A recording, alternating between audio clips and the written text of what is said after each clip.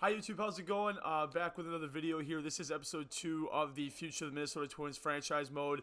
If you missed the last episode, the link will be in the description below. Also, it's my first video on the YouTube channel, so it should be pretty easy to find. A couple of you have commented that you would like me to do this for different franchises. That will be probably recorded later next week. Excuse me. But for today, we're going to be looking at the rest of the offseason and winter meetings for the Minnesota Twins. Ideally, I want this video to go all the way up until spring training. At the very least, the Rule 5 draft. So I will try to make this a little bit more fluid than the last one. Last video was like 30 minutes long. I'm aiming for like 15 to 18 minutes for this one. A couple of you pointed some fun in the comments to me about that, so I will try to make this a little bit more fluid today. I appreciate you tuning in. I hope you enjoy the video. As always, any comments, recommendations, inquiries about the videos, leave in the comments below. And thank you for watching another video. So for arbitration, I've offered contracts to all three of these men right here. Eddie Rosario, the big question mark for Twins fans. Will the Twins offer him arbitration? Will they offer him a longer-term deal? I am going to offer Rosario an arbitration contract right now. I want to see kind of what we can do, maybe moving forward with Brent Rooker, Trevor Larnach, guys like that might be taking over Rosario's spot. Also, I love Eddie Rosario. He's one of my favorite Twins, so I would love in real life if the Twins found a way to keep him around. I'm going to do the smart move financially right now with Rosario. If I have to end up offering him a bigger contract, I definitely will. But for right now, arbitration is the move for Rosario. So there's a lot of contracts I have to offer here. I am going to really only bring up the ones that are super relevant to the immediate future of the Minnesota Twins. A couple of guys that are in the long-term future as well. A couple names that you, as baseball fans not knowing the Twins, might not know. So I will definitely highlight some prospects so you have a better idea of kind of who to keep your eye on in the future coming out of the Minnesota Twins organization. So you have a lot of intriguing pieces in the Minnesota Twins starting rotation and bullpen, and one of the guys that is a little bit on the fringe of being left out of that, he certainly got left out at the end of this immediate 2020 season, was Randy Domnick. You know, early on in 2020, a lot of people viewed him as a Cy Young candidate based on his ERA and his opponent batting average, but you know, one of the things that you look at sabermetrics, he had one of the highest allowed exit velos of pitchers in baseball, and that ERA certainly caught up to him later in the year once those hits started landing. And it got to the point where Domnick got optioned off of the Minnesota Twins starting MLB rosters. So we look at Domnick, at least the way that I look at him. I love the guy. A great compliment to the long relievers and starters if we need a spot start if someone gets hurt or if they're just not ready for their start. So I definitely want to keep Domnick around, but I do not want to pay him a whole lot of money. He wants a little bit, he wants a little bit less of a contract as well. So I'm going to go 3 years here, and I'm going to take his contract down to $966 a year, so a little bit under $3 million a year. Contract friendly for us. He gets some security for a 3-year contract right there. Hopefully Randy Domnick comes back on that contract for us. So Cody Stachek is someone that if you're not a Twins fan, you have no idea who this guy is, and if you're a Twins fan, you might not even know who this guy is. But he's one of my favorite relievers on the team from 2020. Phenomenal slider, good repertoire, not a lot of velo to blow you away, but I love Cody Stachek. I think he's a really solid middle reliever. I don't think he'll move up to a setup role or closing role anytime in the near future for the Twins, but I want to invest in him for another 3 years. I want to do a club-friendly deal as well to keep him around, and he looks like he'll stay around for an even $500K a year. 3-year contract, so that's a little bit more of a window to see if he can develop a little bit more. We get security in regards to a middle reliever slash AAA reliever that I'm a big fan of, and hopefully is going to make a big splash in 2021 for the Minnesota Twins. Hopefully. So Fernando Romero is another interesting piece too, that if you're not a Twins fan, you don't know who this guy is. But Romero, a flamethrower, been bouncing back and forth between a starter and a reliever for a long time. He had some visa issues that he couldn't get resolved in 2020, so he didn't join the Minnesota Twins roster. Hopefully that's resolved in 2021. Hopefully he's a big piece of the Twins staff, at least in spring training, so we can see a little bit more of what he can do Will he be a starter? Will he be a reliever? I have no idea. But at age 26, we still have time to figure that out. So at least for the next 2 years, I would like to see the Twins try to commit to him as a starter. If it doesn't work out, change him into a reliever, because he could be a fantastic reliever, as a lot of failed starters are. But I want to see if we can develop Romero a little bit more. I'm going to go 2-year contract here, and I'm going to pay him a little bit less than I think he wants, because, I mean, we just simply haven't seen him prove it yet. So a little bit of a club-friendly deal here. Backload that, as I've been trying to do. I keep forgetting out a couple of them, but 2-year club-friendly deal to keep Fernando Romero around and hopefully develop him into a starting pitcher. So now we have Willians Astudillo, fan favorite here in Minnesota, La Tortuga, as he is called. But Twins fans, their immediate memory of him is going to be grounding out to end the American League Wildcard Series in Game 1 on a pinch hit. And overall, he was called down to AAA last year in 2019. He did really, really well, and then he came back up, and he was still struggling. Obviously, AAA and the bigs are a different equation there, but Astudillo, at the end of the day, is a backup catcher. He's a platoon guy. I just don't know if he's as valuable as his contract is what he's asking right here, $1.7 million. I'm going to go 2-year contract here, and I am nuking this money like crazy. If he comes back, great. If not, I mean, the Twins have Ryan Jeffers behind Mitch Garver, a couple other interesting pieces in Juan Gratterall in the minors as well. I love Tortuga, don't get me wrong. I just don't see the Twins throwing a lot of money at him to keep him around, because he just hasn't done a lot lately, unfortunately, for the Twins. This is just a random thing I wanted to bring up. Aaron Sabana was the first-round draft pick of the Minnesota Twins from North Carolina. The Twins are definitely just trying to continue to draft Bomba Squad type guys, because this dude absolutely mashed in college. He won't be up in the bigs for a long time. Probably, I mean, maybe, I don't know. Maybe the philosophy of the Twins is changing, but I'm used to the Twins keeping guys down for like 4 years. So hopefully we see Sabato soon if he does well in the minors. But definitely, if you're not a Twins fan, keep an eye on Sabato. He'll be really fun to watch in probably 3 or 4 years, hopefully. So Luis Arraez, this is an interesting guy for sure. A lot of people call him Rod Carew 2.0. If you know the Soto Shuffle in Washington, we have the Arraez Shuffle here in Minnesota. Love watching this guy play. Love watching him bat. His defense is a little bit of a liability, but a phenomenal amount of energy he brings to the box every time he's up. He very rarely strikes out. Always like a fierce competitor at the plate, and that's why I want to pay him to stick around. I'm going to go a 3-year. He actually doesn't want 3 years because of arbitration. That makes sense. So we're going to do a 2-year contract for Arraez. This exactly is what he wants at $900K, and he'll be due a lot of money in 2 years' time. But for right now, we're getting a pretty good discount on who I think is one of the better hitting second basemen in baseball right now. So Nick Gordon's been an interesting piece, to say the least, in the Minnesota Twins farm system. There was a lot of high hopes for Gordon, but it just hasn't worked out yet. He's already 25 years old. He still hasn't seen a lick of Major League gameplay, or Major League games yet, not Major League gameplay. Maybe he will see gameplay here in our MLB 20 franchise mode, but Gordon, for right now, just a minor league guy. It's unfortunate. I really want to see him flourish, but it hasn't worked out for him, and that's most likely because there's a lot of high hopes on Royce Lewis, man. I'm going to pay him the contract that needs to stick around, but you see Jorge Polanco struggle in 2020 for the Twins, particularly down the stretch. There is some money tied up to Polanco. Maybe you trade Polanco and you bring up Royce Lewis this year. I have no idea, but Royce Lewis, I cannot wait to see this guy play. So Jake Cave is an interesting piece. You look at Buxton getting hurt. You look at Kepler stepping in along with Cave, and this is the same thing that I have with Eddie Rosario. We have Trevor Larnach, Brent Rooker, a lot of awesome outfield prospects coming up here soon. Lamont Wade played a little bit this year for the Twins. I just don't know how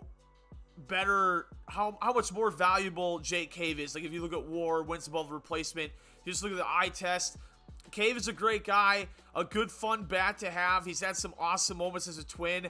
I want to keep him around because I want those young guys to have some more years to kind of develop a little bit more. Maybe they come up this year, I don't know, but I am definitely not paying Jake Cave a lot of money. I'm going to go a 2-year deal. The logic of this game is letting me save a little bit of money. I think in real life, the Twins are thinking kind of the same way. A lot of fun prospects coming up. Jake Cave.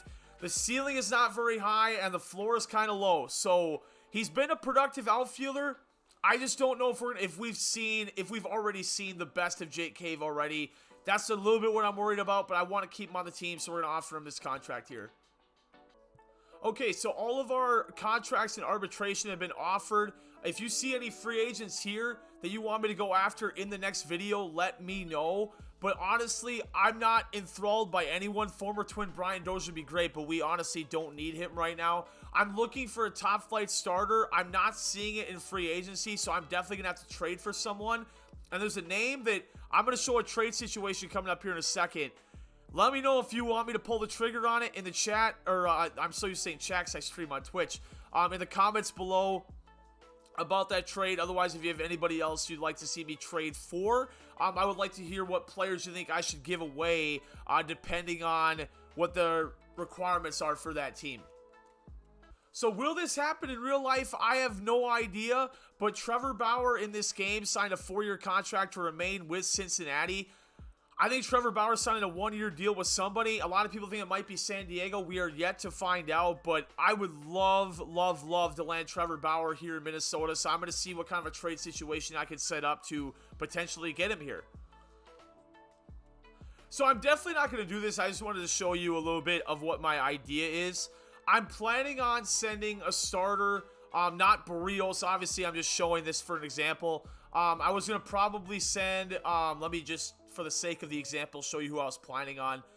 Once I get Jordan signed, I was planning to trade him and Polanco for Trevor Bauer. They get a top flight prospect. They get a starting shortstop.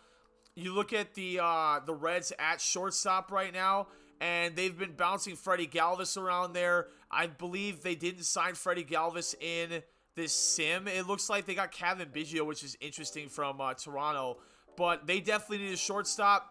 Polanco fills that void. That also lets me promote Royce Lewis right away. That sheds some contract or some money off of our books as well. I would love to do this trade. If you're interested in this trade, let me know in the chat below, the comments below. But otherwise, any other trade for another starter, I would love to hear as well.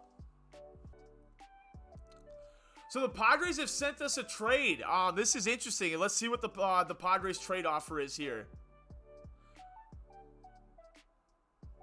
Okay, so we already picked up Liam Hendricks. So now we look at Craig. I honestly never even thought of trading for this guy. Wow. Yeah, so sinker, slider, knuckle curve. He's coming off of a decent year in 2020. The Padres in general did. What a fun team, man.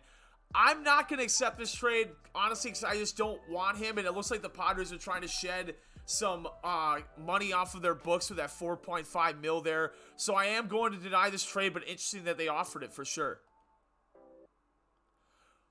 Wow. I would never see this happening. This would never happen. Wow, MLB franchise logic is pretty crazy. This literally would never happen. Bo Bichette is one of the stars in Toronto. There's no way they trade him, first of all, and two, for an old center fielder in Starling Marte. I mean, that franchise logic in MLB is something I hope is reworked a ton in MLB 21, because that literally would never happen, but an interesting trade nonetheless.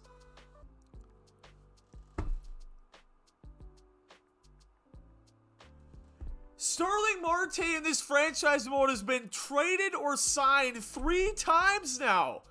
Marte goes from the Blue Jays to the Yankees. He was just signed by the Phillies from,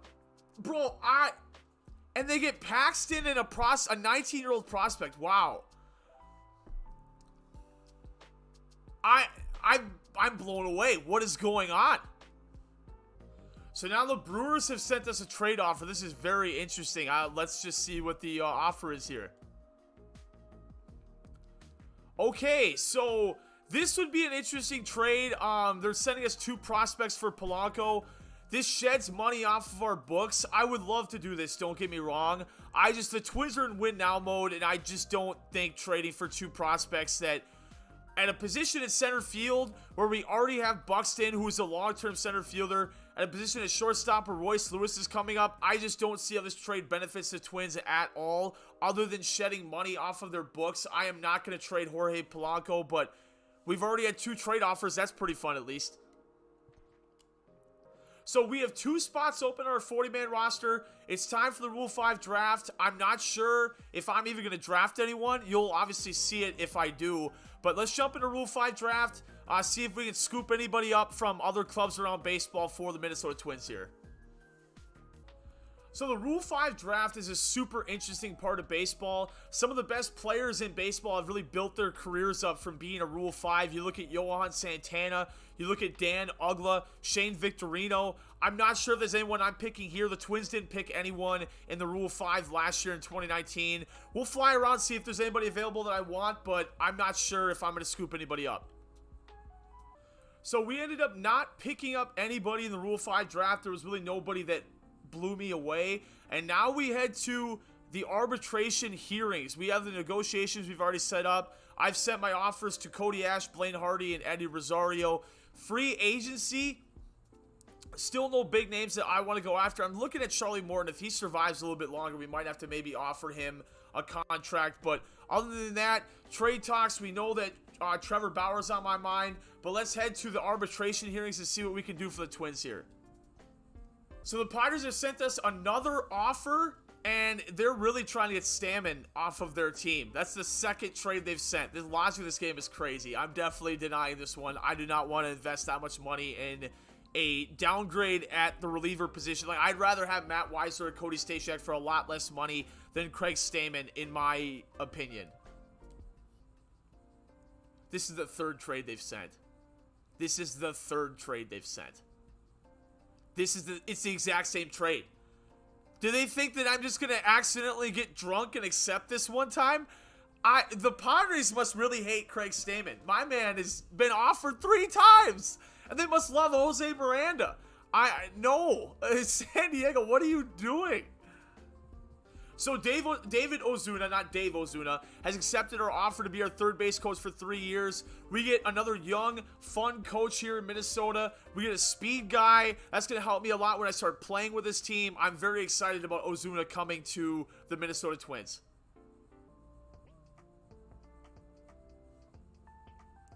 Today was the arbitration hearing for Eddie Rosario. The panel sided with the Twins organization. We get one of my favorite players in baseball back with the Minnesota Twins in left field in 2021. A $9 million contract. I mean, with how Rosario's been playing, one of the best arms in baseball. He's had a little bit of weird errors and fluky errors out in left field for sure, but we keep him around. I might be looking at a long-term contract if he has an awesome 2021 for us here. So I am actually going to cut the video here. We are 14 days away from spring training. This is more where I want to hear from the people in the comment section below.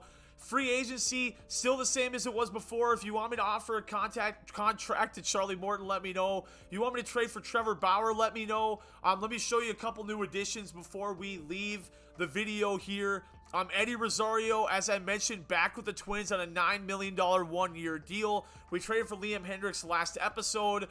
Something I'm very happy about that I did not notice until now.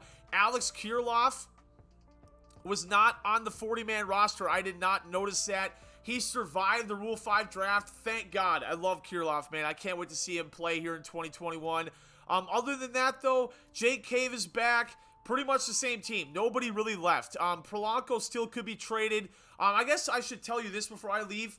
Players who I'd be okay with trading. I'd be okay with trading Jordan. I'd be okay with trading Alcala, even though I don't really want to. Alcala, a player that we got from the Astros organization from the Ryan Presley trade. Flamethrower, I love what I see out of Alcala. I don't really want to trade any of my relievers. That's not a position where you get a lot of value at either.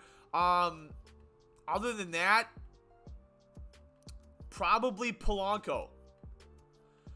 Polanco and maybe Lamont Wade, although I don't know how much we'd get for Lamont Wade, but Polanco definitely would be an option for me to shell out for a trade, and we could look into that in the next video because we're about to head into spring training, so that would be the window where I'd want to maybe send a trade. So if you want something, if you want me to do something via trade, let me know in the comment section below. I appreciate you tuning in to yet another video.